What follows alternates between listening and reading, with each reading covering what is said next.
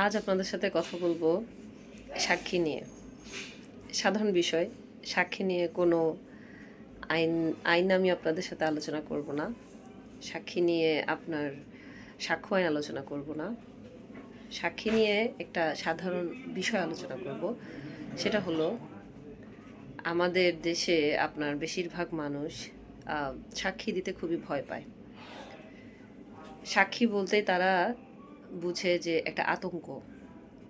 এমনও অনেক মানুষ বলাবলি করে যে আপনার আসামি হওয়া যাবে কিন্তু সাক্ষী হওয়া যাবে না। আমি বলবো আমাদের চট্টগ্রামে তো আরও বেশি প্রচলিত যে সাক্ষী কোনোভাবে হওয়া যাবে না। আর সাক্ষী হওয়া দোষের কিছু না। সাক্ষী হচ্ছে মূলত আপনি ঘটনাটা দেখেছেন কিনা বা আপনি ঘটনাটা সম্বন্ধে কি জানেন সেটা আপনি বিজ্ঞ আদালতে গিয়ে বিজ্ঞ আদালতের সামনে সেই জিনিসটা খুলে বলা। সাক্ষী কিন্তু অনেক গুরুত্বপূর্ণ একটা বিষয় বিভিন্ন মামলার ক্ষেত্রে। আপনি যা দেখেছেন তা আপনি বিজ্ঞ আদালতকে বলবেন। আপনার এই সাক্ষ্যর মাধ্যমে একজন মানুষ ন্যায় বিচার পাবে। কিন্তু আমাদের অনেকেরই ভ্রান্ত ধারণা যে সাক্ষী হলে মনে হয় আমি ফেঁসে যাচ্ছি। আমি বলবো সাক্ষী হলে আপনারা ফেঁসে যাবেন না। আপনারা যখন কোনো মামলায় সাক্ষী হবেন অবশ্যই আপনারা যখনই কোনো নোটিশ পাবেন কোর্টের নিকট হতে, তখনই আপনারা সুন্দরভাবে কোর্টে আসবেন এবং একজন আইনজীবীর মাধ্যমে বা আপনার রাষ্ট্রপক্ষের লয়ারের মাধ্যমে আপনি আপনার সাক্ষীটা দিবেন।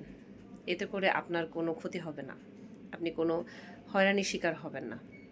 কিন্তু আপনি তখনই হয়রানির শিকার হবেন যখনই আপনি সাক্ষী দিতে আসবেন না, যখনই আপনি সাক্ষীর কোনো সমন আসলে রিসিভ করবেন না, কোনো নোটিশ আসলে রিসিভ করবেন না, তখনই আপনি হয়রানির শিকার হবেন।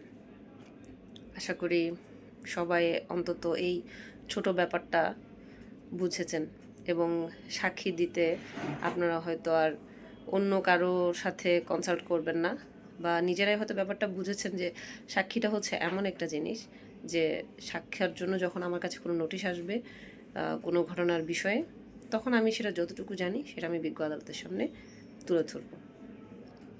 সবাই ভালো থাকবেন। আল্লাহ হাফেজ। আসসালামু আলাইকুম।